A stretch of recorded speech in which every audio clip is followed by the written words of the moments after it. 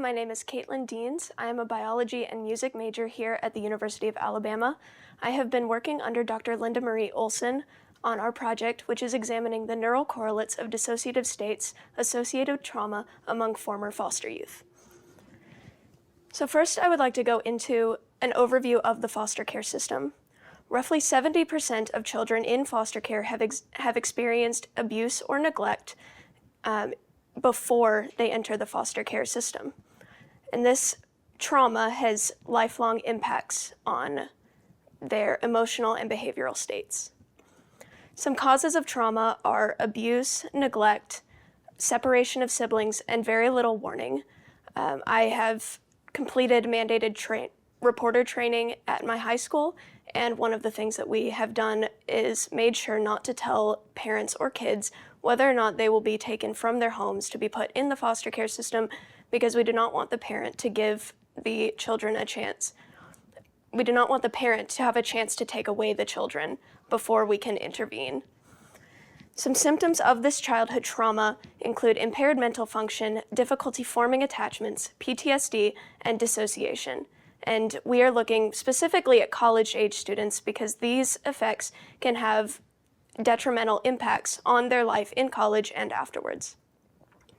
So our goals of this project are to discover rates of trauma and traumatic states among former foster youth in college and identify their neural correlates, and use this information to develop and implement programming to aid former foster youths in college so that they do not have such a rough time. The overall protocol for this study is first we screen for eligibility, and then in the scanner, we will perform a localizer scan to center in on the images that we want, and then an 8-minute structural imaging scan, then a 30-minute scan, a functional scan using script-driven imagery, and then a 7.5-minute diffusion scan. So I've mentioned the term script-driven imagery before, and I would like to explain a little about what it is. Script-driven imagery is when we give participants a chance to dictate their own script for us to use while they're inside the MRI for them to think about while we were performing a functional scan. This attempts to induce a traumatic state such as dissociation. So what the protocol for this study is we will do 9 total runs, 3 from a neutral condition, a neutral script, in which we ask the participants to dictate a neutral memory that they have. This can be washing laundry, brushing teeth, anything that does not have a positive or negative emotional attachment. So we do that 3 times for about 9 minutes total. And then we do a trauma condition, and this can be experiencing abuse, starvation, experiencing abuse on behalf of another person, anything that can induce a dissociative state. And we do that 3 times, again, for another 9 minutes. And then we finish on a good note with a happy condition, and this can be something like painting a picture or going to a birthday party or hanging out with friends. And this is just to end on a good note and also to identify those neural correlates as well and to see how the patient responds. All in all, this part of the scan takes about 27 minutes. So now I would like to go into what an MRI is. So an MRI stands for magnetic resonance imaging. And what it does is it sees the protons in your body. Your body has thousands and thousands and thousands upon thousands of protons in your body, and they all occur at different densities within your tissues, depending on the type of tissue. They all sit on a specific spin and an axis, and they like to be in this conformation. What a magnetic resonance imaging does is it forces them, using magnetic waves, out of this conformation into an aligned position. And this is an unstable state that they do not like to be in. It's high energy. So when the waves stop, the hydrogens return to their normal state. And the energy given off by this is what the magnetic resonance imaging reads. There are 3 types of scans pertaining to this particular project: a structural scan, a functional scan, and a diffusion scan. And I will go into each of these. A structural scan provides an anatomical structure of the brain. This does not require the patient to perform any activity whatsoever. This particularly measures the hydrogen densities, but not while you're performing any tasks, so that we can get an accurate image of what your brain looks like just as a baseline. A functional MRI is dependent on your blood oxygenation, because when you're performing a task, the blood in your brain uses up its oxygen, which changes the relative hydrogen density in your blood, and that is what the machine will read.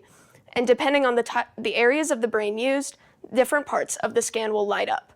In this image, I have a picture of someone tapping their fingers.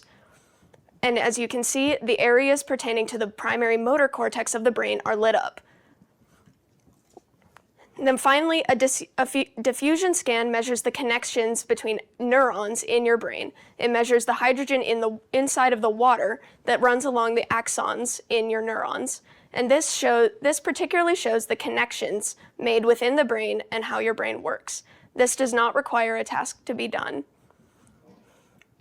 So our current work with this study is working on surveys and literature reviews.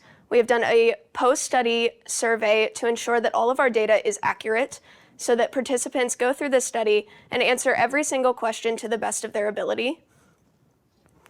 We have done a literature review to review primary works that have influenced this study. And we have also worked on a hypothetical Qualtrics survey for students who have been in the former foster youth program who have already graduated college, to examine what areas of college would need to be helped the most by the programming that this study is designed to inform. Our next steps is to recruit more people for this study. We aim to have around 10, and I believe we have 1 or 2 so far. We will be analyzing behavioral data using charts like this one on the screen. This is the PCL5, which is a PTSD checklist. We will be analyzing the MRI data using computers at the Alabama Life Research Institute, and we will be disseminating our research to inform further programming. Are there any questions?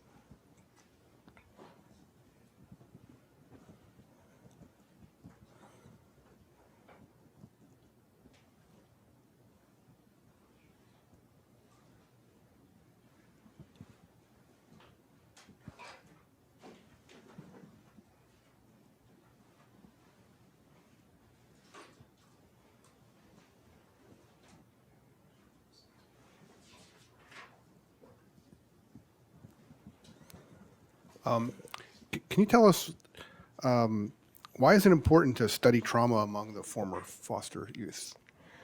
It is important to study trauma among former foster youth so that we can look at how it impacts their life today.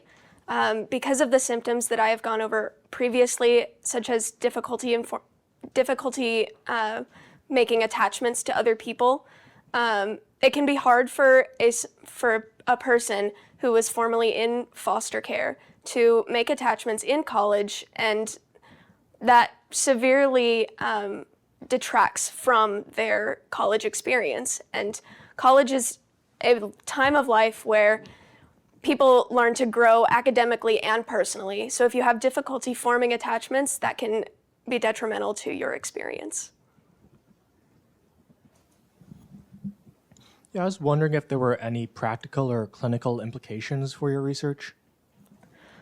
Practical and clinical implications, I'm not sure of. We are using the study primarily to inform college programming, to implement programs and resources available to aid college-age foster youths.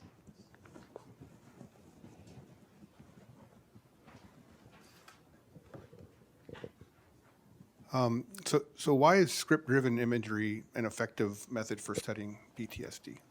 Script-driven imagery is effective because it's so personalized. If we were to come up with a script on our own, there's a chance that it might not resonate with the person in the scanner, whereas if we let them dictate their own script, not only is it more vivid in detail because they were the ones living it, but it's also deeply more personal to them, and they have more emotional attachment.